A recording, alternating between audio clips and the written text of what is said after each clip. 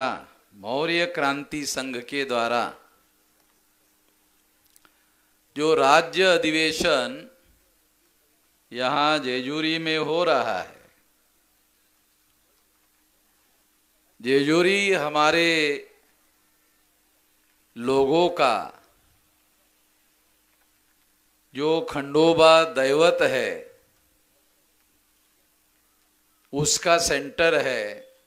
हमारे सारे बहुजन लोगों के लिए ये एक बहुत बड़ा सेंटर है, केंद्र है। जैसे महाराष्ट्र के लोगों के लिए पंढरपुर है, उसी तरह से जेजूरी भी हमारे लोगों का बहुत महत्वपूर्ण सेंटर है। दैवत कैसे हो जाता है? अब बहुत सारे लोगों का दैवत बाबा साहब आम्बेडकर है। वो तो ईश्वर नहीं थे, भगवान नहीं थे, फिर भी दैवत हो गए हैं और लोग उनको अपना दैवत मानते हैं। तो मुझे ऐसा लगता है कि खंडोबा भी भगवान या ईश्वर नहीं थे, और इसके बावजूद भी अगर हमारे समाज के दैवत है तो निश्चित रूप से वो हमारे लोगों के लिए बहुत बड़ी लड़ाई लड़ने वाले आंदोलन के महानायक रहे होंगे और मान्य महानायक रहे होंगे। केवल महानायक नहीं, मान्य। इस वजह से वो हमारे दैवत हो गए हैं और आज भी हजारों साल से हम उनको दैवत मानते हैं। इससे बात समझ में आती है और इसी बात को ध्यान में रखते हुए जो आयोजन करने वाले व्यवस्थापन समिति के लोग हैं, उन लोगों ने मौर्य क्रांति संघ का तीसरा राज्य स्तरीय अधिवेशन का कार्यक्रम, जागृति परिषद का कार्यक्रम आज जेजूरी में रखा, ऐसा मैं मानता हूं। साथियों, इस मौर्य क्रांति संघ के लिए 2 सत्र रखे गए और दोनों सत्रों में बहुत मौलिक विषय चर्चा करने के लिए रखे गए हैं। इसमें दूसरे सत्र में विचार परिवर्तन हे सर्व परिवर्तनाचं मूळ आहे, एक विश्लेषण ऐसा दूसरे सत्र के लिए विषय रखा गया है। अब दोनों सत्रों को बरसात की वजह से इकट्ठा किया गया। तो यहाँ सारे लोग मराठी बोलने वाले लोग हैं और मैं भी मराठी ही आदमी हूँ। मराठी भी मेरी मातृभाषा है, मगर ये जो रिकॉर्डिंग हो रहा ना, ये रिकॉर्डिंग अमेरिका में भी लोग सुन रहे हैं, लंदन में भी सुन रहे हैं और वो मराठी नहीं जानते। तो आप लोगों के इस परिषद का संदेश सारे दुनिया में जाना चाहिए, इसलिए मैं हिंदी में ही आप लोगों के सामने अपनी बात रखूंगा। और मैं भाषण नहीं करता हूं, मैं जो कहता हूं उसका मैंने नाम रखा समझाना। समझाना उसका नाम रखा मैंने, समझाना। जिसको बिल्कुल नहीं समझ में आता है उसको भी समझ में आता है। तो मैं समझाने का काम करते रहता हूं, जो मैं बोलता हूं उसमें केवल समझाने का काम करता हूं। विचार परिवर्तन हे सर्व परिवर्तनाचं मूळ आहे। महाराष्ट्र के संतों ने यदि महाराष्ट्र के लोगों का मन और मस्तिष्क मुक्त नहीं किया होता तो छत्रपति शिवाजी महाराज की राजनीतिक क्रांति हो सकती है, इस पर मैं यकीन नहीं करता। छत्रपति शिवाजी महाराज की जो राजनीतिक क्रांति हुई है, उसकी वजह महाराष्ट्र के संतों ने जो महाराष्ट्र के लोगों का मन और मस्तिष्क मुक्त किया, उसके बाद शिवाजी महाराज का क्रम अभ्यास करो। अगर क्रम आप अभ्यास करोगे तो आपको पता चलेगा। इतिहास का क्रम, तारीख का क्रम अगर आप अध्ययन करो तो आपको पता चलेगा जो मैं कह रहा हूं कोई सामान्य बात नहीं कह रहा हूं। यदि गुरु नानक के द्वारा पंजाब और उधर के आसपास के लोगों का मन मस्तिष्क मुक्त नहीं किया होता, तो सिखों का साम्राज्य महाराजा रंजीत सिंह, शायद यहां कम लोगों ने सुना होगा उनका नाम, महाराजा रंजीत सिंह ने जो साम्राज्य स्थापित किया अफगानिस्तान तक,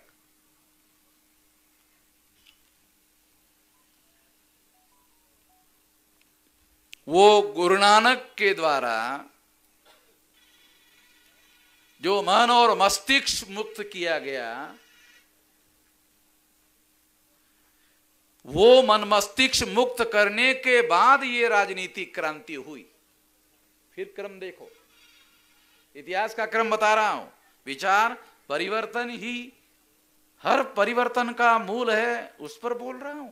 थोड़ा विषय भी ध्यान रखो, नहीं तो आपको लगा अरे किधर लेके जा रहे, विषय पर ही बोल रहा हूं।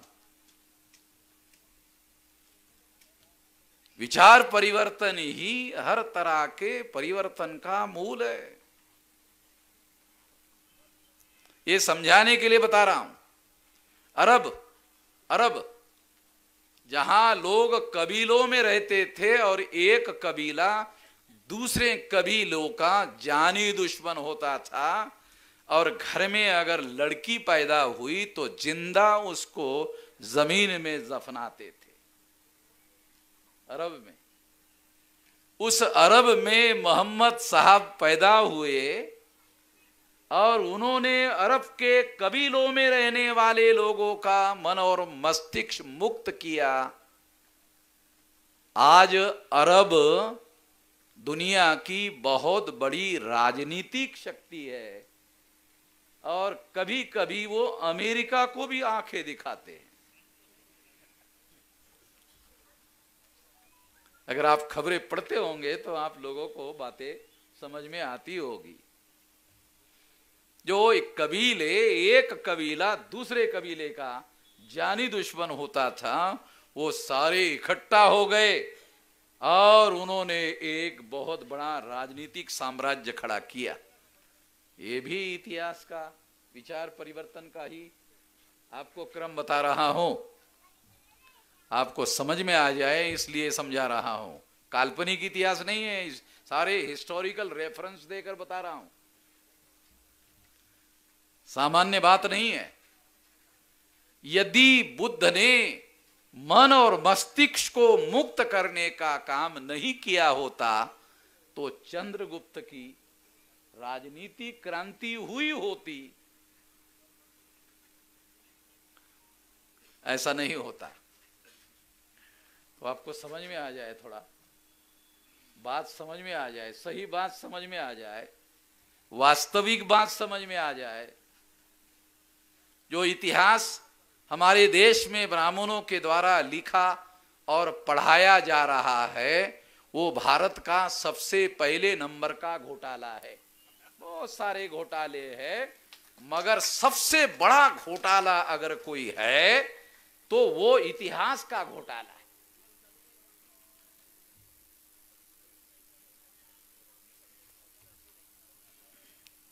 कितने हमारे लोगों को, क्योंकि बहुत सारे धनगर जाति के लोग जो है वो आरएसएस और बीजेपी के नाम पर पागल हुए लोग हैं। मैं खुद ही जानता हूं, महाराष्ट्र का रहने वाला हूं, इसलिए मैं जानता हूं। और गर्व से कहो हम हिंदू है, ऐसा कहने वाले भी हमारे अंदर है।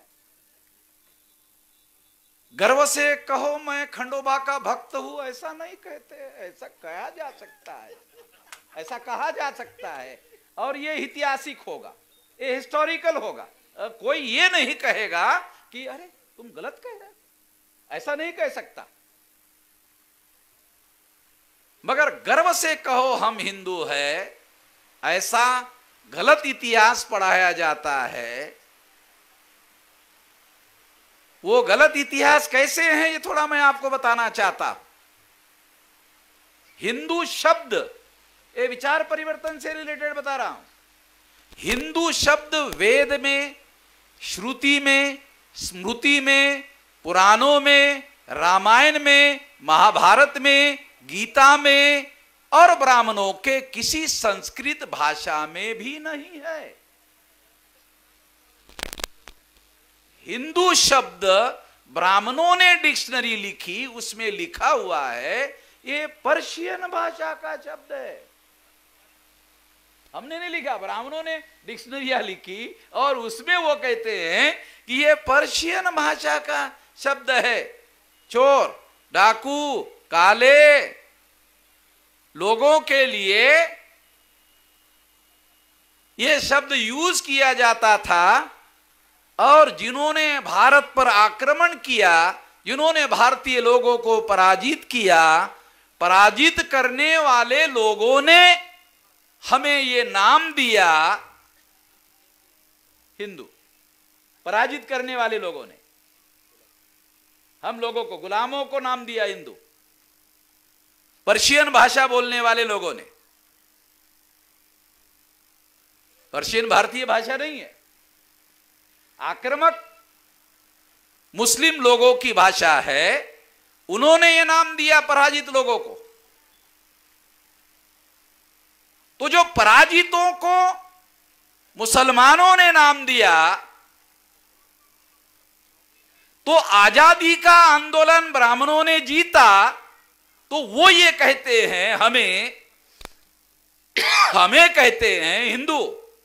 यानी मुसलमानों के राज में तुम गुलाम थे, हमारे राज में भी तुम गुलाम हो, इसलिए हिंदू। मुसलमानों के राज में भी तुम गुलाम थे, इसलिए हिंदू थे। हमारे राज में भी तुम हिंदू हो, क्योंकि तुम आज भी गुलाम हो। जानवरों की गिनती हम करते हैं, तुम्हारी गिनती हम नहीं करते हैं। क्यों? तुम इंसान थोड़ी हो, तुम इंसान थोड़ी हो। तो जानवरों की हम गिनती करते हैं, तुम लोगों की नहीं करते हैं। इंसान होते तो करते। ये विषय भी यहां भी रखा हुआ है।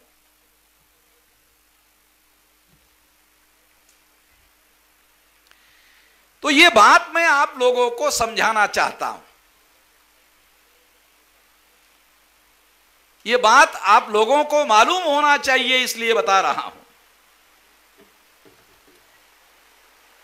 और जिन लोगों ने, आप खास तौर पर 10वां वंशज चंद्रगुप्त मौर्य का 10वां सम्राट बृहदत्त मौर्य, उसकी हत्या की पुष्यमित्र शुंग नाम के ब्राह्मण ने, उसके धर्म का नाम है हिंदू। यह भी बड़ा अजीब मामला है। ब्राह्मण के घर में बेटा पैदा हुआ और मोहम्मद भाई ने उसका नामकरण किया।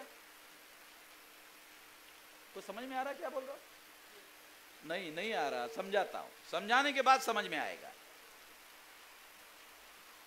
अब हिंदू नाम आक्रामक करने वाले मुसलमानों ने दिया। ब्राह्मण मुसलमानों का विरोध करते हैं, मगर हिंदू दिया हुआ नाम स्वीकार करते हैं। इसका मतलब है ब्राह्मण के घर में हिंदू नाम का बेटा पैदा हुआ, उसका नामकरण ब्राह्मण सारे दुनिया के लोगों का नामकरण करते हैं, मगर उनके घर में हिंदू नाम का जो बेटा पैदा हुआ, उसका नामकरण मोहम्मद भाई ने किया। अलग लक्षात आलं?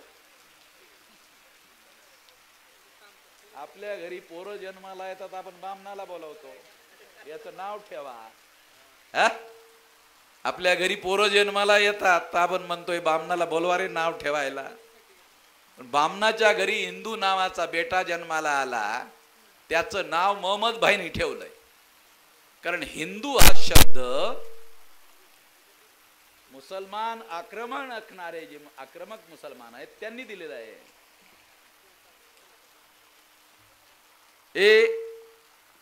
याचा अर्थ असा की ते दररोज आम्हाला मुसलमानांच्या विरोधामध्ये भडकवतात, पण त्यांनी दिलेलं नाव, मुसलमानांनी, आक्रमक मुसलमानांनी दिलेलं नाव मात्र स्वीकारतात. कारण काय लक्षात घ्या, फार महत्वाचं सांगतो. कारण काय? कारण त्यांनी जर हिंदू धर्माचा ब्राह्मण धर्म म्हणून प्रचार केला तर तुम्ही काय म्हणाल? तुमचा धर्म आहे, तुम्ही बघून घ्या, आम्हाला काय घेणं देणं आहे.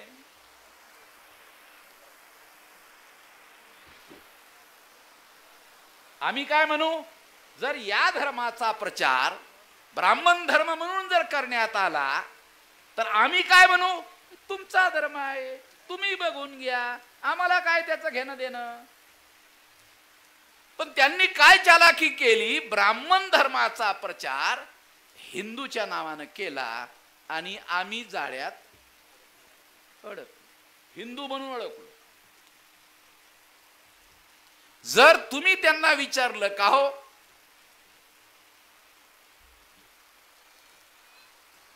हा मूलतः ब्राह्मण धर्म, जब ये ब्राह्मण धर्म था तो इसका हिंदू के, त्यांना विचारा की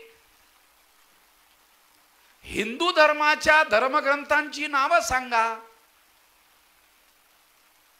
ब्राह्मणाला विचारा, म्हणजे तुम्हाला समजून यावा यासाठी सांगून राहिलो, भाजन करत नाही, समजून यावा यासाठी.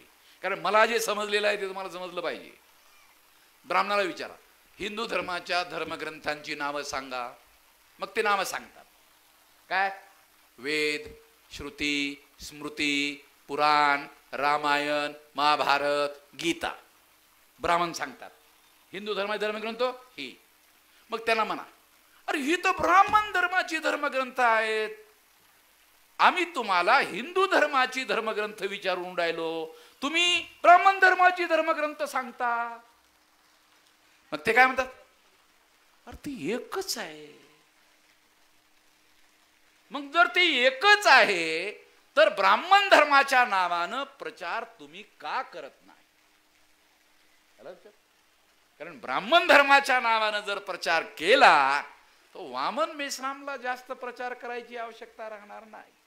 तुम्हाला आपोआपच समजून इच्छा आहे तर ब्राह्मणाचा धर्म आहे, आपला थोडीच आहे. आपल्या बाप दाद्याचा दुसरा कुठला तरी धर्म असेल, मग आपण शोध करण्याचा प्रयत्न करू, कुठला तरी असेल म्हणून शोधू.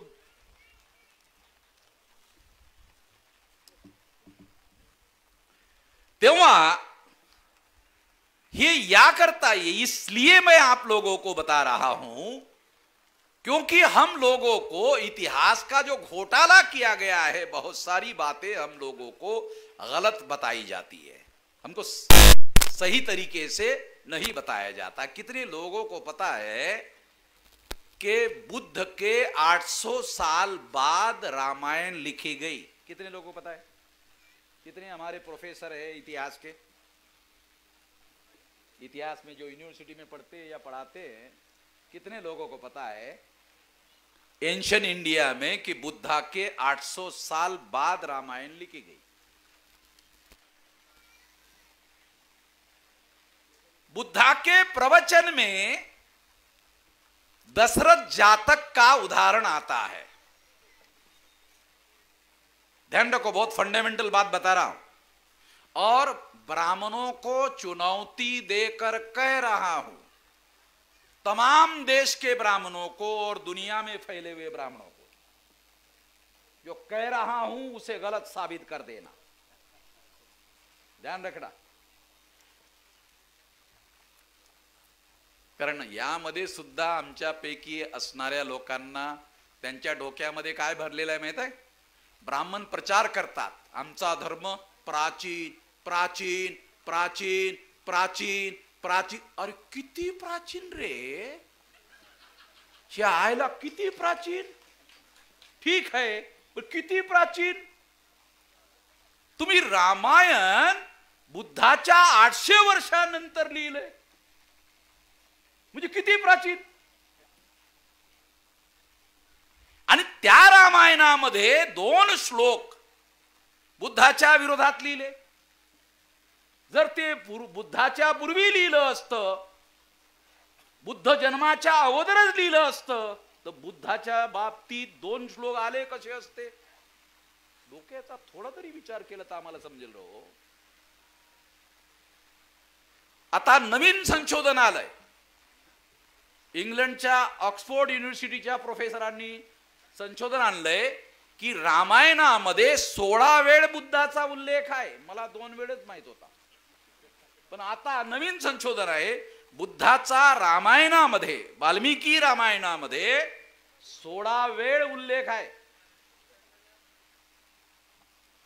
आणि हा उल्लेख आणि हे रामायण ईसा पूर्व 185 साल में सम्राट बृहदत्त मौर्य की पुष्यमित्र शुंग के द्वारा हत्या करने के बाद, मौर्य बुद्ध के बाद, बुद्ध मौर्य के पहले,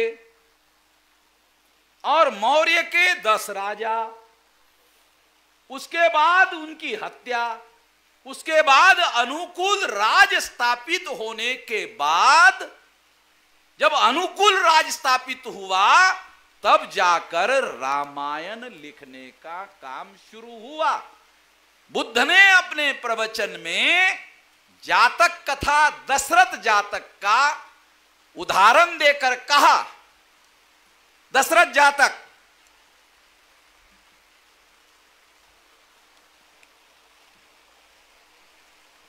दशरथ जातक में राम भी है, मगर वो राम बोधिसत्व राम है. सीता भी है, दशरथ जातक में सीता भी है. आपको पता चले इसलिए बता रहा हूं. दशरथ जातक में ये सब है. तो रामायण जिन ब्राह्मणों ने लिखा, उन्होंने दशरथ जातक की चोरी करके रामायण लिखा. और ब्राह्मणों को चुनौती देता हूं, इसे गलत साबित कर दे. आपल्या लोकांना चुनौती देण्यात काय अर्थ आहे. आपल्या लोकांना काही माहितच नाहीये. जे इतिहासाचा घोटाळा करतात, त्या घोटाळ्या करणाऱ्या लोकांना आव्हान देऊन राहिलं. ज्याला तुम्ही लोक पंडित महापंडित म्हणतात, चायला, त्या महापंडितांना आव्हान. चायला माहित आहे का शब्द, आपला देशी शब्द आहे. त्या पंडितांना आव्हान. हे खोटं आहे हे सिद्ध करून दाखवा. सारे डॉक्युमेंटरी एव्हिडन्स आहे, सारे डॉक्युमेंटरी एव्हिडन्स वर बोलून राहिलो. आणि ब्राह्मणांना कोणाला माहित असो की नसो, वामन मेश्राम छानबीन केल्याशिवाय, चौकशी केल्याशिवाय, तुलना केल्याशिवाय, सर्व पुरावे पहिल्यांदा गोळा केल्याशिवाय कधीच बोलत नाही. बोलतो नंतर, पण सर्व काही पहिल्यांदा गोळा करतो. आणि नाही मिळालं तर इंग्लंड वरून आणतो, कारण बामणाचे सर्व डॉक्युमेंट इंग्लंड मध्ये इंग्रज लोक घेऊन गेलेले आहेत. हे लोक बाबासाहेब आंबेडकरांनी ज्या मनुस्मृतीचा रेव्होल्यूशन अँड काउंटर रेव्होल्यूशन मध्ये संदर्भ दिला, ती मनुस्मृतीच गायब करून टाकली. मी इंग्लंडला गेलोय, अरे म्हटलं मी बाबासाहेबांनी जो रेफरन्स म्हणून ग्रंथ मनुस्मृतीचा वापरला ते मिळेल का. ते म्हटले इथं नाही आहे, पण ऑस्ट्रेलियाला मिळेल. म्हटलं ऑस्ट्रेलियाला कसं मिळेल. म्हणजे तिथं पण आमचे इंग्रज आहेत, जा तुम्हाला मिळेल. 200 वर्षापूर्वीची मनुस्मृती ऑस्ट्रेलियावरून घेऊन आलो. त्याला लपवून राहिले होते ते पुरावे घेऊन आलो. आणि घेऊन आल्यानंतर माझ्या लोकांना सांगितलं, रे हे कागद सडतात रे, त्याचं डिजिटलायझेशन करा. म्हणजे सडतच नाही. तर आमच्या बहुतांश लोकांना डिजिटलायझेशन म्हणजे काय हे सुद्धा कळत नाही. डिजिटलायझेशन म्हणजे काय. कॉम्प्युटर मध्ये जेव्हा हार्ड डिस्क मध्ये जेव्हा तुम्ही ते प्रिझर्व कराल तेव्हा त्या ठिकाणी कागद नसतात, पण ते सर्व काही प्रिझर्व होते आणि ते नष्ट होत नाही, कागद सडतात। तर मैं इसलिए ये बात आप लोगों को बता रहा हूं कि इस तरह से उन लोगों ने रामायण लिखा। अभी समय कम है इसलिए शॉर्ट शॉर्ट में बता रहा हूं। महाभारत 31 जातक कथाओं की चोरी है। महाभारत 31 जातक कथाओं की चोरी है। अरे कितनी चोरी करोगे, इस चोरी को तो चोरी भी नहीं कहा जा सकता, डाका कहा जा सकता, डाका।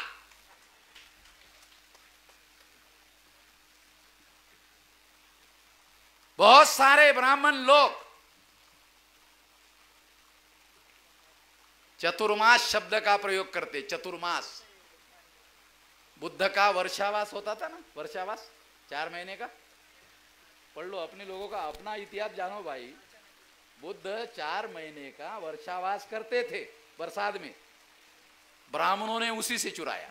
चतुर्मास, वर्षावास का नाम केवल चतुर्मास किया क्योंकि वो 4 महीने का होता था। बुद्ध का वर्षावास 4 महीने का होता था तो उससे लिया चतुर्मास।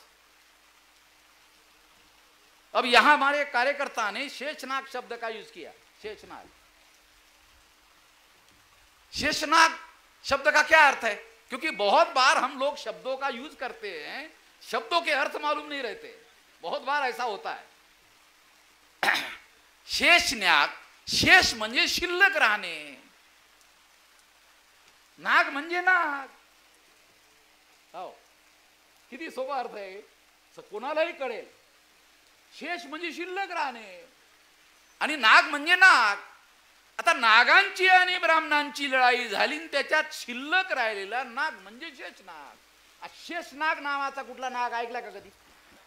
या नागांचा प्रकार आहे हा शेषनाग, ऐकला कधी? कधी ऐकलंय? अरे मी काही सापाचा तर्त म्हणजे सर्पतज्ञ नाही, पण एवढी अक्कल तुम्हाला आहे ना रे बाबा। शेषनाग, शब्दांचे अर्थ कळावेत आम्हाला। हे लोक शब्दांचा खेळ करतात आणि आमच्या लोकांना भुरळ पाडतात। त्या बाबी आम्हाला समजून घेतल्या पाहिजे, त्यामध्ये आमचे अर्थ दडलेले आहेत, आमचा इतिहास त्याच्यामध्ये आहे। यांचं काय, हे युरेशियामधून जमिनीवरून चालत चालत आलेत। जमिनीच्या आत कुठेही खोदलं तर चहायला एक तर बुद्धाचं मिळते किंवा मौर्याचं मिळते, बामणाचं काहीच मिळत नाही। का? कारण ह्यांचे मेले तर ते जाळतात आणि राहिलेली हाडं गंगेत वाहून टाकतात, मग जमिनीच्या आतमध्ये काय मिळणार? आमचे माणसं जेव्हा मरत होते तेव्हा ते गाडत होते, त्यामुळे त्यांचे हाडं बिडं मग त्याचे डीएनए बिएनए शोधता येतात। ते आमच्या माणसाचे असतात, ते आमच्याच माणसाचे मिळतात, दुसऱ्यांचे मिळत नाहीत, कारण हे जमिनीच्या वरतीवरतून आलेत, वरतीच आहेत। जमिनीच्या आतमध्ये जे काही तुम्ही शोधाल, जे काही खोदकाम कराल, तिथं एकतर बुद्धाचं मिळते किंवा मौर्याचं मिळते किंवा सिंधू घाटीचं मिळते किंवा आमच्या संस्कृतीचं मिळते, बाकी ब्राह्मणाचं काहीही मिळत नाही। त्यामुळे 15 ऑगस्ट 1947 ला जेव्हा जवाहरलाल नेहरू प्रधानमंत्री झाले, जब जवाहरलाल नेहरू प्रधानमंत्री हो गए तो उन्होंने क्या किया मालूम है? अपना कुछ नहीं मिलता, बंद करो, खोदना बंद करो, अपना कुछ मिलता ही नहीं है, खोदना बंद करो। पॉलिसी बनाई पुरातत्व विभाग की, एक पुरातत्व विभाग है, ये अंग्रेजों ने शुरू किया। पुरातत्व जो है ये विभाग ही अंग्रेजों ने शुरू किया, और आजादी मिलने के बाद में पंडित जवाहरलाल नेहरू ने खोदने वाली जो पॉलिसी थी, जमीन के नीचे खोदने का नहीं, क्योंकि अपना कुछ मिलता नहीं, बंद कर दिया। मैं इसलिए ये सारी बातें आप लोगों को बता रहा हूं कि आपको आपका इतिहास, आपकी विरासत, आपका महान साम्राज्य और उसकी विरासत यदि आपको पता चली तो आपके अंदर जो हीन भावना है वो हीन भावना खत्म हो जाएगी। हीन भावना हमारे हर आदमी में, क्योंकि मैं गांव का देहात का रहने वाला हूं, जब शहर में आया तो शहर में जब से भी कोई आदमी गांव का शहर में आता है तो उनके अंदर हीन भावना होती है। बोलने में, चलने में, व्यवहार में हीन भावना होती है। और ये हीन भावना इस व्यवस्था की वजह से हुई। और इस तरह से सम्राट बृहदत्त मौर्य की हत्या करने के बाद इन लोगों ने जाति व्यवस्था का निर्माण किया, अस्पृश्यता का निर्माण किया। और जो नोमैडिक टाइप के लोग हैं, जो घुमंतु जाति के लोग हैं, वो व्यवस्था निर्माण हुई और महिलाओं को दास बनाने का ऐलान किया। इनके घर में, ब्राह्मणों के घर में, सुनो, ब्राह्मणों के घर में मां है, बीवी है, बेटी है, बहू है। मां, बहन, बेटी, बहू ये है। इसका किसी का भी जनेऊ संस्कार नहीं होता। अरे तू भी ब्राह्मण, वो भी ब्राह्मण, मगर केवल पुरुषों का जनेऊ संस्कार होता है, उपनयन संस्कार होता है। महिलाओं का ब्राह्मणों के घरों में कोई उपनयन संस्कार नहीं होता है। कभी आप लोगों को पता चला? कभी किसी ने नहीं बताया होगा। क्यों नहीं? क्योंकि ब्राह्मण यूरेशिया से पुरुष आए जो आक्रमण करने के मकसद से आते हैं, वो महिलाओं को साथ में नहीं लाते हैं। क्योंकि आक्रमण करने के लिए पुरुषों का होना जरूरी होता है, महिलाओं को आक्रमण करने के लिए अवरोध माना जाता है। आदमी मर गया तो औरत रोना शुरू कर देती है, तो साला औरत खड़ा हो जाएगा, औरतों को लाया ही नहीं। तो अपना प्रजनन चलाने के लिए यहीं से औरतों को उठाया। और इस वजह से ब्राह्मणों के घरों में जो मां है, बहन है, बेटी है, बहू है, डीएनए कहता है, उसका माइटोकॉन्ड्रियल डीएनए कहता है, वो भारतीय है। ब्राह्मण यूरेशियन है, महिला भारतीय है। ब्राह्मणों के घरों के अंदर भी ये डीएनए के आधार पर सिद्ध हो गया। तो ये बात हम लोगों को, ये इतिहास का जो घोटाला है, ये इतिहास का घोटाला हम लोगों को मालूम होना चाहिए। ये इतिहास का बहुत बड़ा घोटाला है और इसकी वजह से हमारे लोगों को क्या सही है क्या गलत है समझ में नहीं आता है। और ये कब पैदा हुए, कौन से तारीख को पैदा हुए, ब्राह्मणों के किसी भी धर्म ग्रंथ में कहीं लिखा हुआ नहीं है। सबको चुनौती देकर कहता हूं, बताओ कब पैदा हुआ, कौन से तारीख को पैदा हुआ, क्यों नहीं लिखा?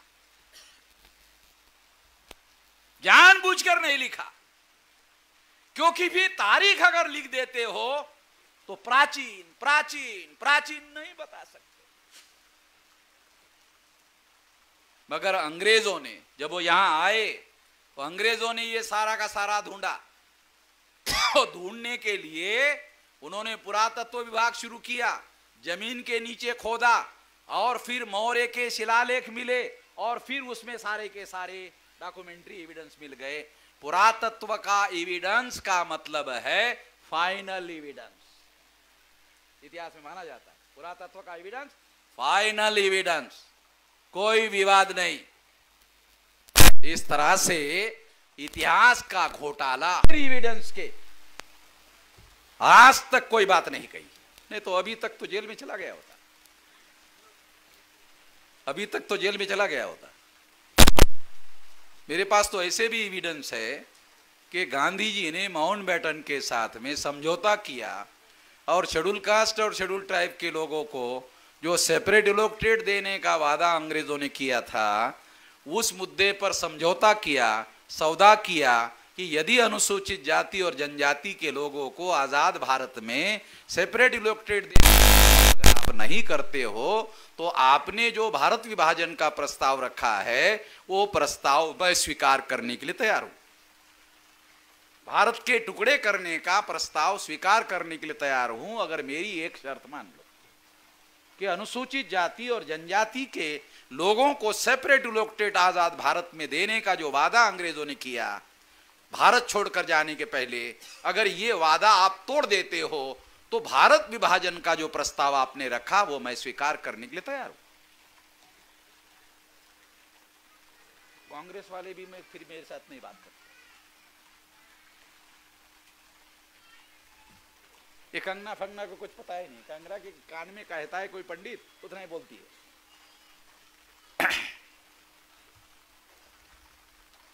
जब हम बोलते हैं तो ये टीवी पर एक आदमी पूछ रहा था, अरे ये तो कंगना ने कुछ नहीं बोला, वामन मेश्राम ने तो ऐसा ऐसा बोला है, ऐसा ऐसा बोला है, उस पर आपका क्या कहना है?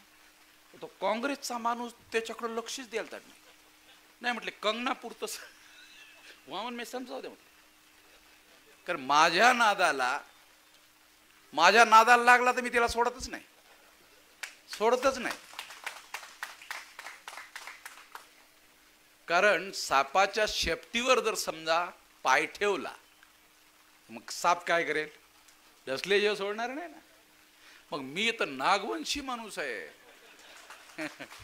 आणि माझे पूर्वज नागवंशी आहेत, याचे पुरातात्विक प्रमाण आहेत, काल्पनिक नाही आहेत।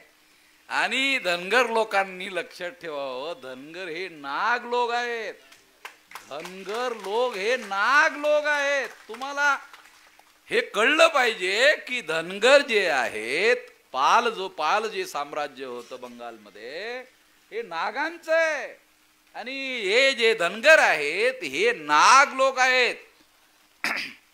मौर्य साम्राज्य हे नागांचं साम्राज्य आहे, नाग लोगों का साम्राज्य है और इस वजह से नाग लोगों को 6247 जातियों के टुकड़े किए। नाग लोगों के ब्राह्मणों ने सम्राट गुरुदत्त मौर्य की हत्या करने के बाद जो प्रतिक्रांति हुई, उसके बाद जाति व्यवस्था का निर्माण हुआ। उस जाति व्यवस्था में 6247 जातियों के टुकड़े में नाग लोगों को बांटा गया है। 6247 में एक जाति धनगर है, बाकी और नाग है। तुम्हारे जो भाई बंद है वो लोग, तुम केवल धनगर धनगर धनगर धनगर लेकर चल रहे हो, वो सारे तुम्हारे भाई बंद लोग हैं। जिस दिन आप लोगों को ये जानकारी मिल जाएगी उस दिन बुद्ध की तरह ज्ञान का साक्षात्कार हो जाएगा और फिर आप लोग ज्ञानी हो जाओगे। और फिर अखबार अगर आपको ज्ञान मिल गया तो फिर किसी की आप मानने वाले नहीं हो, फिर आप नेतृत्व करने लायक हो जाओगे। नेतृत्व करने के लिए क्या करना चाहिए और क्या नहीं करना चाहिए, कम से कम 2 सवालों के जवाब चाहिए। ज्यादा सवालों के जवाब अगर आप नहीं दे सकते तो कम से कम 2 सवालों के जवाब आपको आनी चाहिए। क्या करना चाहिए जिंदगी में और क्या नहीं करना चाहिए। बहुत सारे सवालों के जवाब होने चाहिए मगर कम से कम 2 सवालों के जवाब होने चाहिए, क्योंकि यहां नेतृत्व का भी एक सब्जेक्ट है, इसलिए बता रहा हूं आप लोगों को। और आप लोग भी महान इसलिए भी हो क्योंकि मैं ऐसे बरसात में कई जगह बोला हूं। एक बार तो इतना जोर जोर से पानी आ रहा था, लोगों ने खड़े हो गए, खुर्चियां उठाई, खुर्चियों को छतरी बनाया, मेरा भाषण मैंने चालू ही रखा और सुनने वाले भी नहीं गए। पानी बंद हो गया, फिर उन्होंने खुर्ची नीचे रखा, फिर बैठ गए। तो लोग महान थे। आप लोग नहीं गए और लोग गए यहां से, मगर आप नहीं गए तो आपका भी नंबर महान लोगों में शामिल है। मी जेव्हा शिकत होतो शाळेमध्ये तेव्हा दुपारच्या वेळेला हॉस्टेलमध्ये गेलो आणि पाणी आलं। पाणी आल्यामुळे मी शाळेत दुपारी गेलो नाही। दुसऱ्या दिवशी मास्तरने विचारलं दुपारी का नाही आला, म्हटलं बरसा झाली होती म्हणून नाही आलो. तो मास्तर काय म्हटला, तू काय चिकन मातीचं ढेकूल होता काय तू विरघडून जाण्यासाठी. मास्तरनी मला म्हटलं की तू काय चिकन मातीचं ढेकूल होतं की विरघडून जाण्यासाठी. तेव्हा माझ्या लक्षात आलं, छायला बरसात सुद्धा आपल्याला विरघडू शकत नाही. ते आयुष्यभर माझ्यासाठी त्या मास्तरनी मला जो धडा दिला आयुष्यात ते माझ्या लक्षात राहिलं. ते आणि तुम्हाला माहित असेल पाणी चालू होतं पण माझं पाण्याकडे काहीच लक्ष नव्हतं. महाभारताकडे लक्ष होतं, रामायणाकडे लक्ष होतं, अलग लक्षात.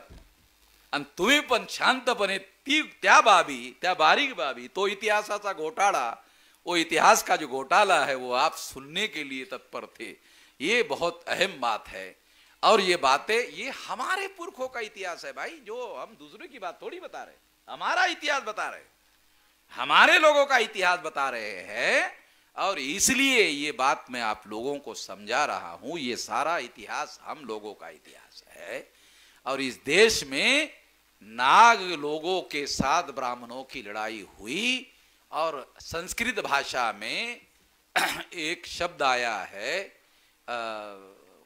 महान शत्रु, या अर्थाचं एक संस्कृत शब्द आहे. मला तो आता आठवत नाही, परंतु महाहरी ऐसा संस्कृत भाषा का शब्द है महाहरी.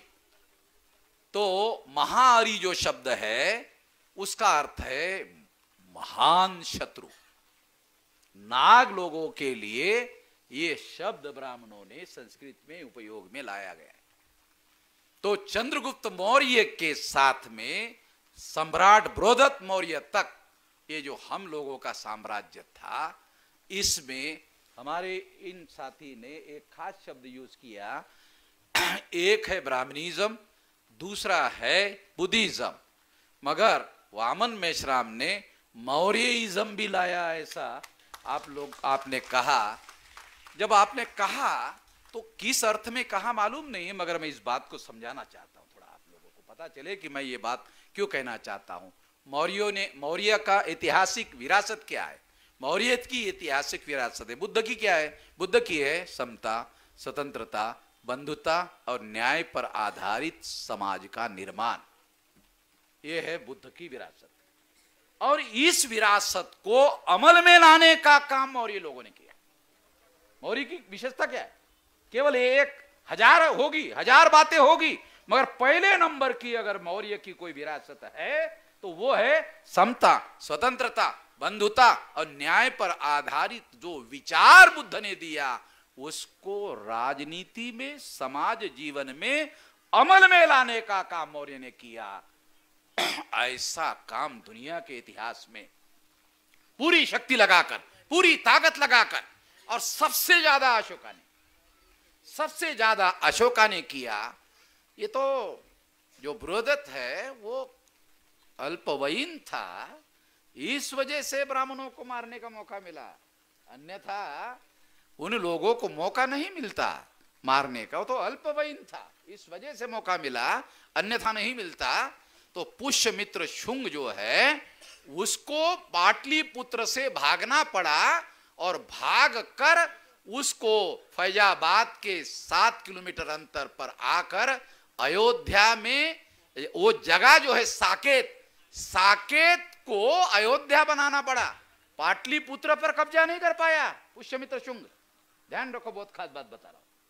पुष्यमित्र शुंग पाटलिपुत्र में हत्याकांड हुआ, मगर पाटलिपुत्र में वो कब्जा नहीं कर पाया. उसको वहां से, पाटलिपुत्र से फैजाबाद के पास में 7 किलोमीटर अंतर पर जो साकेत था वहां पर अयोध्या बनाना पड़ा, राजधानी बनाना पड़ा.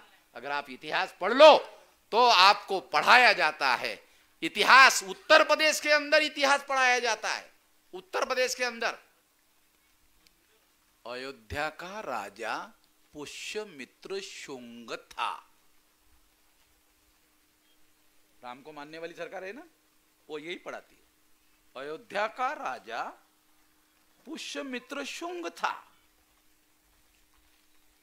हो, तुम्ही हे चालवता ना, क्लासेस चालवता ना, हा, लक्षात घ्या. इतिहासामध्ये सरकार त्यांचंच आहे, पण तेच शिकवतात. काय शिकवतात? अयोध्याचा राजा पुष्यमित्र शुंगता. आणि रामायणामध्ये काय? राम था. रामायणामध्ये अयोध्याचा राजा राम, आणि उत्तर प्रदेशामध्ये इतिहास शिकवतात अयोध्याचा राजा कोण? पुष्यमित्र शुंग. मला फार बारीक गोष्ट सांगून राहिलो. आणि अयोध्या रामायणात लिहिलंय शरयू नदीच्या काठीवर आहे असं लिहिलेलं आहे, परंतु ते खोटं आहे, घाघरा नदीच्या काठावर आहे. मैं ब्राह्मण लोगों को चुनौती देकर कहता हूं, जो रामायण में लिखा है वो झूठ है. शरयू नदी के किनारे पर नहीं है, वो घाघरा नदी है, अयोध्या से बहती है. पीछे घाघरा है, आगे भी घाघरा है, उतना 2-3 किलोमीटर शरयू है. क्यों? ब्राह्मणों ने प्रचार किया कि यदि राम को मानने वाले लोग आएंगे और पूछेंगे कि रामायण में तो शरयू लिखा हुआ है, तो जमीन पर घाघरा क्यों है? लोग पूछेंगे, भक्त लोग पूछेंगे हमको, तो हम क्या कहे? नाम प्रचार में लाए ना, ये शरयू है, पीछे भी घाघरा है, आगे भी घाघरा है, उतना ही 2-3 किलोमीटर शरयू है. इतिहास का घोटाला बता रहा हूं, आप लोगों को मालूम हो इसलिए बता रहा हूं. अभी मैं कुछ दिन पहले वहां गया, सड़क पर जा रहा था. जब मैंने भाषण किया ना, कोई मुझे याद नहीं आ रहा कहां किया, वहां भाषण किया, तो ब्राह्मणों का एक दल योगी को जाके मिला कि वामन मेश्राम ऐसा कह रहा है तो बहुत भयंकर हो जाएगा. तो उसने मंत्रिमंडल में रेजोल्यूशन पास किया कि अयोध्या के पास से जो घाघरा बह रही है उसका नाम शरयू होगा. हो गया, प्रूव हो गया, मैं सिद्ध हो गया. ये मेरा कहना चाहिए कि घाघरा ही था, तो मंत्रिमंडल ने रेजोल्यूशन पास किया कि नाम शरयू होगा. इसका मतलब घाघरा था, अब शरयू होगा. ऐसा रेजोल्यूशन पास किया मंत्रिमंडल में. उसके 6 महीने बाद मैं वहां से गुजर रहा था, तो प्लेट अभी भी घाघरा का ही लिखा हुआ है. नदी के पहले जो वो लिखा होता है ना, नदी के पहले लिखा होता है कौन सी नदी है, वो अभी भी घाघरा ही लिखा हुआ है. अब मैं बोल रहा हूं ना, अभी वो प्लेट बदलेगी. अभी बोल रहा हूं तो उसके बाद मेरे को सुनते हैं योगी फिगी, ये जितने सारे लोग हैं. आप लोगों को थोड़ा बता रहा हूं. देखो, ये ब्राह्मणों के जितने गुरु है, ये बड़ी बड़ी दाढ़ी बढ़ाते हैं, बड़े बड़े बाल बढ़ाते ना. योगी की दाढ़ी भी नहीं है, योगी के बाल भी नहीं है, टकली है कि नहीं. तो ये बौद्ध भिक्षु जो है वो ऐसा टक्कल करता है और दाढ़ी भी साफ रखता है. इतिहास है कि नहीं भिक्षुओं का. तो ये जो गोरखनाथ है, ये गोरखनाथ जो बुद्ध के हीनयान, महायान, वज्रयान, तंत्रयान, ये तंत्रयान शाखा के आचार्य है. बुद्ध की जो शाखा है, हीनयान, महायान, वज्रयान, तंत्रयान शाखा के आचार्य है. तो इसका मतलब बुद्धिस्ट की शाखा है, चौथी शाखा बुद्धिस्ट की है. तो बुद्धिस्ट की शाखा के अनुसार वो टक्कल होगा, बराबर है. तुम्हारी शाखा अलग होगी मगर परंपरा तो बालों की नहीं हो तो भिक्षुओं की रहेगी. समझ रहे हैं ना क्या बता रहा हूं, एविडेंस के साथ बोल रहा हूं. तो उनका जो गुरु था अवैधनाथ, वो भी ऐसे था. क्योंकि वो जो गद्दी है गोरखनाथ की, अभी ब्राह्मणों ने क्या किया, योगी को आधार बनाकर उसको मुख्यमंत्री बनाया और गोरखनाथ का नाम बदल दिया. क्या बता? गोरक्षनाथ. करते शब्दाचा अर्थ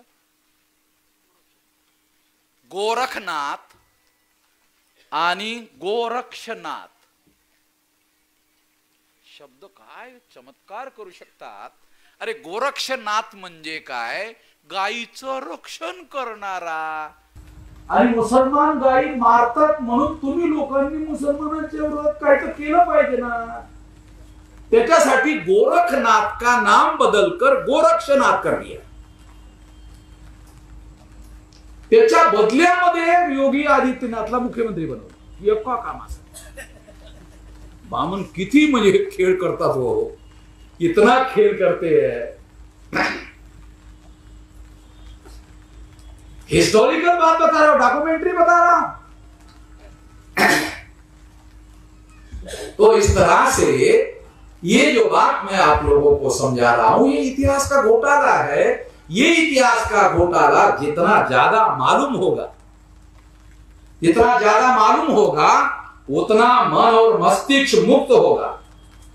जितना ज्यादा मन और मस्तिष्क मुक्त होगा उतना ज्यादा स्वतंत्र होंगे, और जितना ज्यादा स्वतंत्र होंगे उतने ज्यादा अपने फैसले लेने लायक हो जाओगे, और जितना अपने फैसले लेने लायक हो जाओगे उतना नेतृत्व करने के लायक हो जाओगे. पहले आपको राजनीतिक सत्ता तो बाद में मिलेगी, पहले दिमाग को मुक्त करना पड़ेगा. जिसका दिमाग मुक्त नहीं होगा उसको राजनीतिक सत्ता मिलने वाली नहीं है. मैंने इतिहास बताया. गुरु नानक ने मन और मस्तिष्क मुक्त किया तो महाराजा रणजीत सिंह का साम्राज्य, राजनीतिक साम्राज्य पैदा. संतों ने महाराष्ट्र में मन और मस्तिष्क मुक्त किया तो छत्रपति शिवाजी महाराज का राजनीतिक साम्राज्य खड़ा हो गया. और मोहम्मद पैगंबर ने कबीलों में एक कबीला दूसरे कबीले की जान लेने का काम करने वाला जो था, उन सारे लोगों को एक किया, विचार के आधार पर मन और मस्तिष्क मुक्त किया तो राजनीतिक साम्राज्य खड़ा हो गया. बुद्ध ने मन और मस्तिष्क मुक्त किया तो चंद्रगुप्त की राजनीति. अभी दूसरे लोगों पर आतंकवाद का आरोप लगाते हैं. ब्राह्मण लोग दूसरे लोगों पर आतंकवाद का आरोप लगाते हैं. सम्राट बृहदत्त मौर्य की हत्या क्या आतंकवाद की हत्या नहीं थी? ये ना? और ब्राह्मणवादियों से हमारा सारा बहुजन समाज हजारों साल से डरा रहता है. सारा बहुजन समाज डरा रहता है. क्यों? बोलते ये जन्म तो नहीं मगर ब्राह्मण अगला जन्म बिगाड़ते. हमारे जितने लोगों सारी चिंता सारी हमारे लोगों की अगले जन्म की है. अभी वो झोपड़पट्टी में रह रहा है, उसकी चिंता नहीं उसको. ये झोपड़पट्टी से कैसे मुक्त हो जाए, उसको चिंता किस बात की? मेरे अगले जन्म का क्या है. और ये अगला जन्म ये ब्राह्मण बिगाड़ सकता है. सारे डरे रहते. देव बाप्पा ब्राह्मण काय म्हणतात आमच्या गावातले लोक? देव बाप्पा. देव बाप्पा.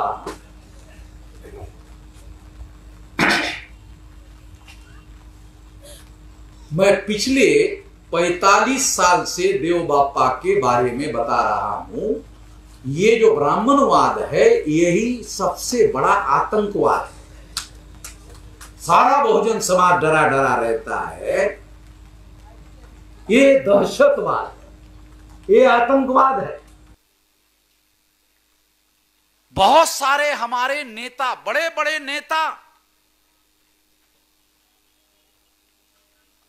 खाजगीत काय म्हणतात, अरे ते वामन विश्राम जाहीर ब्राह्मणाच्या विरोधात बोलते रे, त्याला भीती कशी वाटत नाही, काय समजत नाही.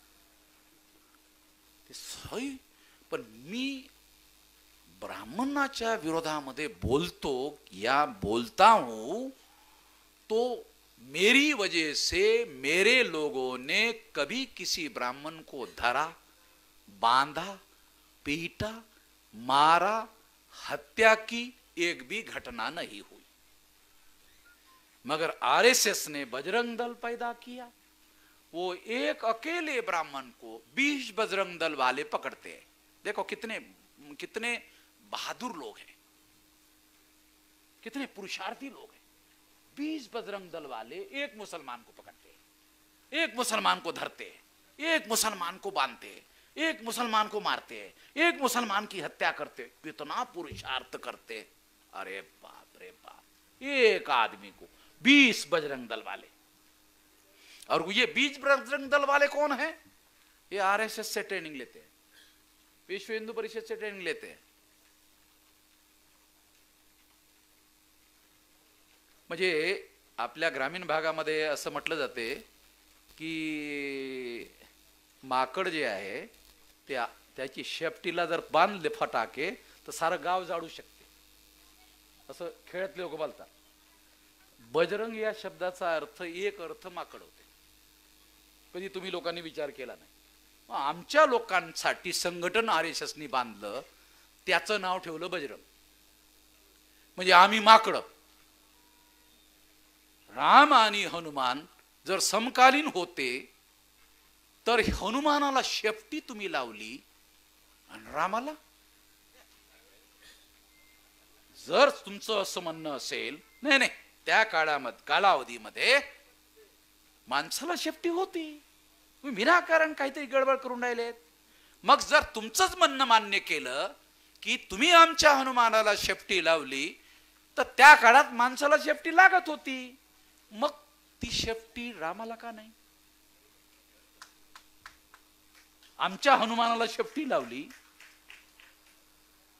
आणि तुमच्या रामाला शेपटी नाही लावली. जास्त लांब नाही तर छोटी लावायला पाहिजे होती. तर आम्ही मान्य केलं असतं. नाही, त्या काळात माणसाला शेपट्या होत्या, पण तुम्ही आमच्या हनुमानाला शेपटी लावली आणि सांगितलं नाही तुम्ही म्हणजे जनावर, तुम्ही म्हणजे जनावर. आणि मग तो जनावर होता हनुमान, तर तो सीतेबरोबर माणसासारखा कसा बोलत होता? श्रीलंकेमध्ये जाऊ है ना, म्हणजे सीतेचं दुःख त्याला आपलं दुःख वाटायचं आणि तो सीतेबरोबर बोलत होता. म्हणजे याचा अर्थ तो जनावर नव्हता, माणूसच होता. पण तुम्ही मात्र तुमच्या इतिहासामध्ये आमच्या लोकांना शेपटी लावता आणि प्रचार करता. तुम्ही काही माणसं थोडी होता, तुम्ही इतिहासामध्ये जनावर होता. अरे आमच्या पूर्वजांनी, चंद्रगुप्त मौर्यांनी साम्राज्य स्थापन केले आणि राज्य कसं चालवलं जाते ते त्यांनी सिद्ध केलं. अफगाणिस्तान पर्यंतचा भौगोलिक प्रदेश हा भारताचा भूभाग होता. तुम्ही नालायक लोक सम्राट बृहदत्त मौर्य की हत्या की और भारत का नक्शा छोटा किया.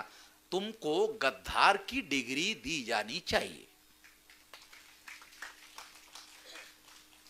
देश तोड़ने वाले को गद्दार बोलते ना, तो देश का नक्शा छोटा किसने किया? सम्राट बृहदत्त मौर्य की हत्या के समय में अफगानिस्तान भारत का नक्शा तो देखो. अरे अभी भी देखो ना, आओ क्लासेस चालवणार, बरोबर आहे की नाही? खोटं बोलतोय का? नकाशा आहे ना, हे आमच्या पूर्वजाचा आहे. हे साम्राज्य तिथपर्यंत पसरवलं होतं. तिथपर्यंत तो भाग जो आहे तो सर्वचा सर्व भाग हा भारताचा नकाशा होता, भारत का नक्शा था. और भारत का नक्शा था वो तुम लोगों ने सम्राट बृहदत्त मौर्य की हत्या करने के बाद आज का जो भारत है छोटा हुआ. इसका मतलब है भारत के टुकड़े हुए, उसके लिए तुम जिम्मेदार हो. और जो टुकड़े करने वाले जिम्मेदार होते हैं उन्हीं को तो तुम गद्दार कहते हो. तो ये गद्दारी पदवी तो तुमको भी दी जानी चाहिए इतिहास के आधार पर. तुम ही कहते रहते हो दूसरों को गद्दार गद्दार गद्दार गद्दार, पर ये इतिहास जो कह रहा है ये तो तुम लोगों को गद्दार सिद्ध करता है. इतना बड़ा नक्शा था, इतना बड़ा देश था, इतना बड़ा भौगोलिक प्रदेश था हमारा साम्राज्य था. हमारे महान पुरखों ने उसके कई साल बाद, कई शतकों बाद रामायण लिखा और फिर रामायण में हमको पूछ लगाया. उसके पहले हमारे लोगों ने इतना बड़ा साम्राज्य स्थापन किया.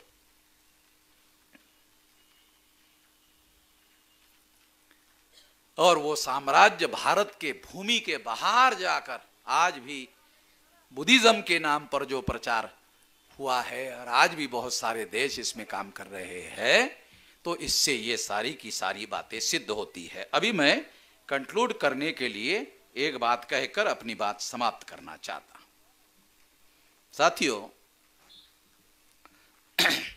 आप लोग मौर्य क्रांति संघ अभी महाराष्ट्र में चला रहे हो, बना रहे हो। 6247 जाति के टुकड़े हैं।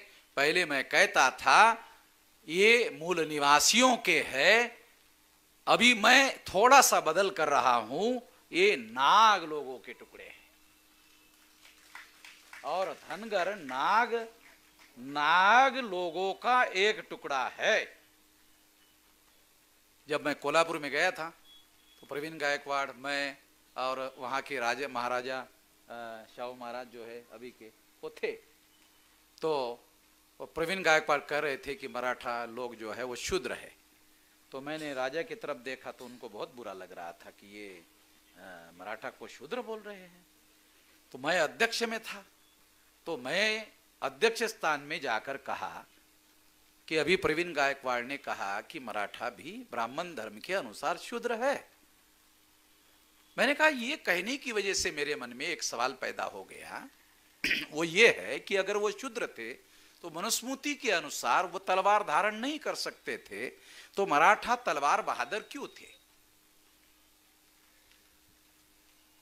मनुस्मृति के अनुसार हथियार धारण नहीं कर सकते, तो फिर मराठा लोग जो है ये तलवार बहादुर क्यों थे? तो ये इतिहास जानना मैंने कहा जरूरी है। तो मैंने कहा वो तलवार बहादुर क्यों थे? क्योंकि वो मौर्य के खानदान के लोग थे।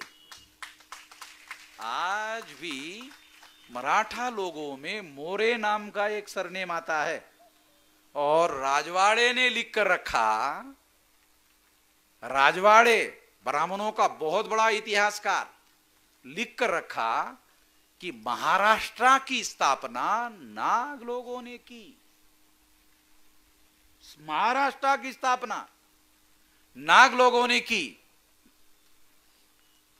और जो कोकण के ब्राह्मणों ने लिखा इतिहास, जो कोकण के मराठा है वो तो डायरेक्ट मगध से आए हुए लोग हैं, ऐसा लिखा। कोकण में जो मराठा है वो तो डायरेक्ट मगध से आए हुए लोग हैं। तो मैं आप लोगों को यह बताना चाहता हूं, यह समझाना चाहता हूं कि महाराष्ट्र की स्थापना अगर नाग लोगों ने की, तो आप लोगों को यह जानकारी होनी चाहिए कि हम 6247 जो टुकड़े किए गए वो नाग लोगों के टुकड़े किए गए। नागों का साम्राज्य था, मौर्य का साम्राज्य नाग लोगों का साम्राज्य था। अभी भी भीमा कोरेगांव के जय विजय स्तंभ पर आज भी लोगों के नाम में नाग शब्द लगा हुआ है। तो वो सारा इतिहास जो है उपलब्ध है, काल्पनिक बातें नहीं कह रहा हूं। तो इस तरह से ये इतिहास हम लोगों को जानने और समझने की जरूरत है। ये इतिहास जानने से क्या होगा? जो धनगर ये कहते हैं कि अरे वो वामन मेश्राम को अध्यक्ष में क्यों बुला रहे हो, मॅडमला विचारलंय त्यांनी, आता त्यांना उत्तर द्या, वामन मेश्राम हे नाग आहे आणि तुम्ही पण नाग आहे, आणि आता आम्ही दोघांनाही माहित झालंय आम्ही नाग आहोत, मग आता काय अडचण आहे? कालपर्यंत माहित नव्हतं, आता माहित झालं, आता काय अडचण आहे? आता ते पुरातत्वाच्या आधारावर माहित झालंय, काल्पनिक आधारावर नाही। आणि पुरातत्वाचा पुरावा हा जगातील सर्व इतिहासकार फाइनल एविडेंस मांगतात। तो इस तरह से ये इतिहास का घोटाला ये ब्राह्मणों ने जानबूझकर फैलाया हुआ है। और अभी एक ग्रंथ, बहुत बड़ा ग्रंथ, संभवतः 800 साढ़े 800 पेज का बड़ा ग्रंथ, बड़ा रिसर्च काम जो है, अभी बहुत सारी बातों को सिद्ध करने वाला और ब्राह्मणों ने जो घोटाला किया उन सारी बातों को गलत साबित करने वाला 800 850 पेज का ग्रंथ जो है हम जल्दी ही पब्लिश करने वाले हैं। बहुत सारी बातें आप लोगों को मालूम होगी और हम चुनौती देंगे कि कोई ब्राह्मण इसको गलत साबित कर दे। आखिरी बात, ये जो 6247 जाति के टुकड़े हैं, इन लोगों को जगाना होगा। ध्यान रखो, पहला काम इनको जगाना होगा। और अब तक जो बोल रहा हूं काय के लिए बोल रहा हूं? जगाने के लिए बोल रहा हूं। तो जगाना होगा, फिर जगाने के बाद जगे हुए लोगों को जोड़ना होगा। दूसरा कार्यक्रम, ये जगाने के लिए अलग काम करना पड़ता है, जोड़ने के लिए अलग काम करना पड़ता है, और जोड़ने के बाद शक्ति का निर्माण होगा। जोड़ने से, ध्यान रखो, जोड़ने से शक्ति का निर्माण होगा। तीसरी बात, चौथी, शक्ति का विवेक पूर्ण उपयोग और प्रयोग करना होगा। नाही तर शरद पवारच्या घराच्या समोर जाऊन आंदोलन करायचं, त्याच्या सांगण्यावरून, आणि त्याच्या सांगण्यावरून त्याच्या घराच्या समोर बोंबा ठोकायच्या। च्या आयला ह्यानी काही साध्य होणार नाही। हे डोकं जाग्यावर आणलं पाहिजे। हे डोकं बिघडवण्याचं काम ते करून राहिलेत, म्हणून ते आमचा वापर करू शकतात। ते वापर करणं बंद तेव्हा होईल जब हम अपना दिमाग जो है वो ठीक कर लेंगे। अपने पूर्वजों का विरसा, अपने पूर्वजों की विरासत, अरे जी हमारी है। ऐसा साला 32 ची जरा 64 ची होते, मौर्याचं नाव ऐकलं की ऐसे मौर्य म्हटलं की है असं मान जसे उंच होते। अमेरिकेमध्ये आणि युरोपमध्ये रामाला कोणी विचारत नाही रे, तुम्ही जा तिकडं, कोणीच विचारत नाही। बुद्धाला आणि अशोकाला, बुद्धाला आणि अशोकाला, कारण त्यांना माहित आहे हे ऐतिहासिक आहे आणि राम आणि कृष्ण हे पौराणिक आहे, म्हणजे पुराणाने लिहिलेले आहे। पुराण कोणी लिहिले? बामणाने लिहिले। मग बामणाने आपल्या प्रचारासाठी लिहिले। जेवढे ब्राह्मण पंडित ऑक्सफोर्ड मध्ये जातात, तिथं काय म्हणतात माहिती आहे? ऑक्सफोर्ड मध्ये नाही, हे काल्पनिक लोक आहेत, रामा काल्पनिक, कृष्ण काल्पनिक। तिथं हे ब्राह्मण भारतातले तिथं जाऊन म्हणतात, आणि इकडे आलेत आणि ऐकणारे गधे बघितलेत, हे ऐतिहासिक आहे, हे सर्व ऐतिहासिक आहेत। म्हणजे गध्यांच्या समोर जेव्हा बोलतात तेव्हा ते म्हणतात हे ऐतिहासिक आहेत, आणि विद्वान लोकांच्या समोर जेव्हा बोलतात तेव्हा काय म्हणतात? काल्पनिक है। क्यों बोलते हैं ऐसा मालूम है? ते जी विद्वान आहेत ना अमेरिकेतले, युरोपचे, ते काय करतात? हे बोलले की प्रश्न विचारणं सुरू करतात आणि त्यांना उत्तर देता येत नाही।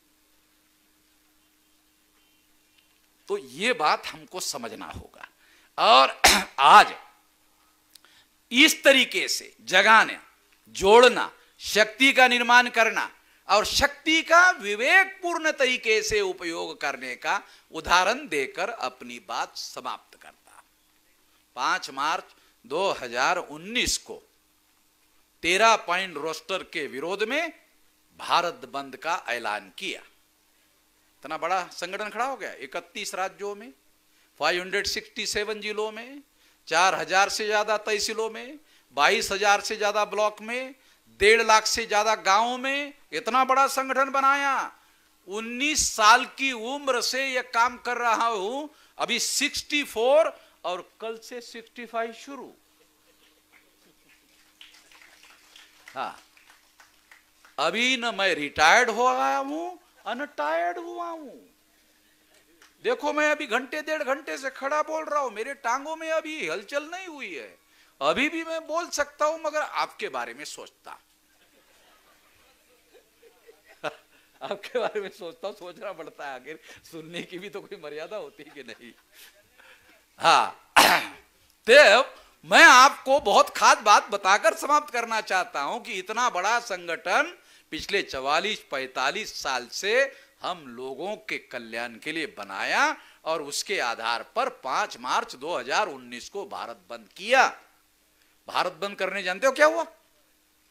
नरेंद्र मोदी नंबर 1 का अकड़ू है ना, नंबर 1 का अकड़ू आदमी नरेंद्र मोदी, संसद में संविधान संशोधन रखा, 13 पॉइंट रोस्टर खत्म किया, 200 पॉइंट रोस्टर लागू किया, हमारे भारत बंद की वजह से। देख लेना, डॉक्यूमेंट्री एविडेंस बता रहा हूं, हमने भारत बंद किया। दूसरा, 29 जनवरी 2020 को, उसके पहले Narendra Modi, Amit Shah daily CAA CAA CAA CAA CAA CAA CAA daily बोलते थे, डेली बोलते थे। 29 जनवरी 2020 को सीएए के विरोध में भारत बंद किया। सारे देश के मुसलमानों ने भी एससी एसटी ओबीसी का साथ दिया।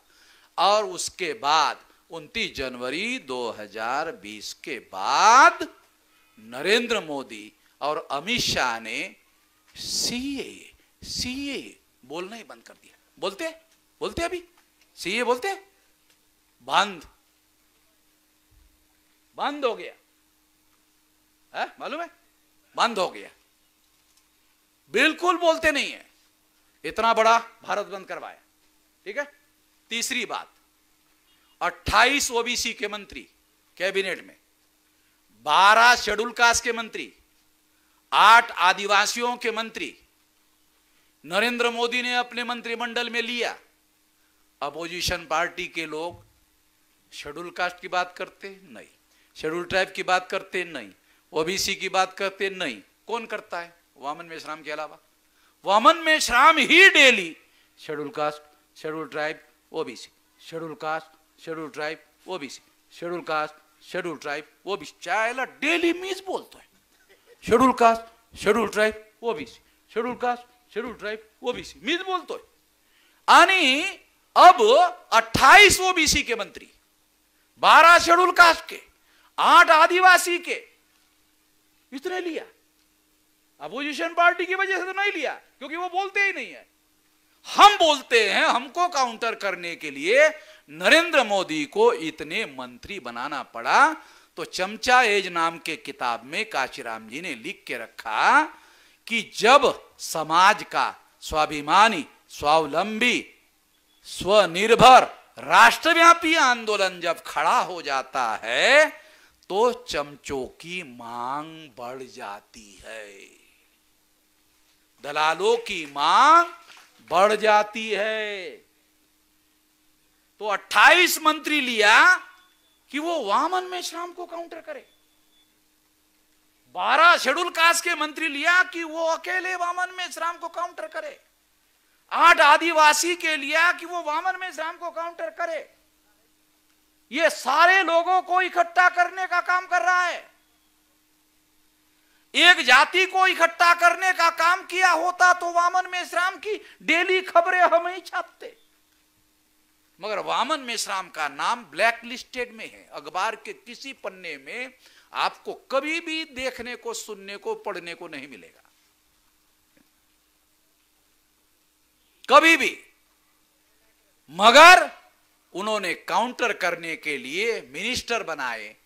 तो मिनिस्टर बनाए तो हमारे लोगों को क्या लगा? अब हमारे लोगों को सत्ता मिली तो सत्ता का उपयोग हमारे लोग हमारे फायदे के लिए करेंगे। तो नरेंद्र मोदी ने दूसरे दिन मीटिंग ली मंत्रियों की, और मंत्री के सामने क्या भाषण दिया? अब आपको गांव गांव जाना होगा, जन आशीर्वाद लेना होगा।